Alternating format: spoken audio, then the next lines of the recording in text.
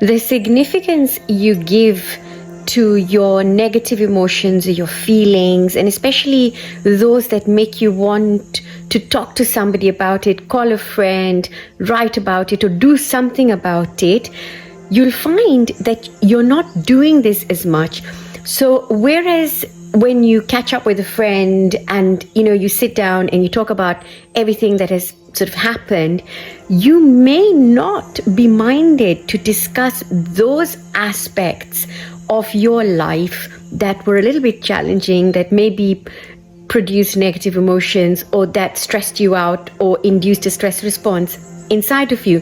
Now, why this happens is by the time you've gotten to that point of I am whole and I don't identify myself with the experience, but that you are witnessing what it is that you're experiencing, remaining neutral, although you are watching the experience from afar, you're not identified it. So you are experiencing it, but you're not the experience, because consciousness is not the experience. Consciousness wanting to know itself does not become that which comes from knowing itself. Consciousness always remains as consciousness, so it doesn't get entangled into the believing that I'm not consciousness anymore, that I am now the experience. So the experience remains the experience.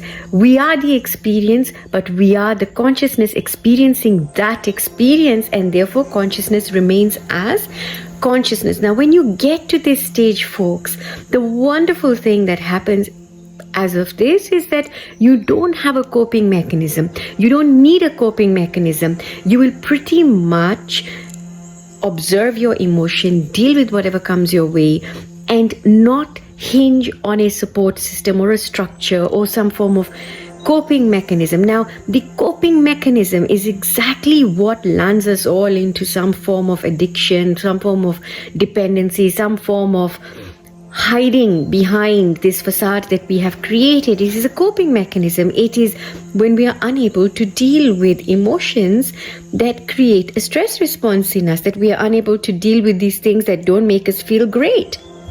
But it is what it is. It's a feeling, it's an emotion. And once we establish that we are the consciousness that is observing this, there's something so big and magical happening all at the same time, you'll find that it has created a distance between you and these stresses that you're feeling. There'll be much more on this much later on. Lots of love and have an amazing day.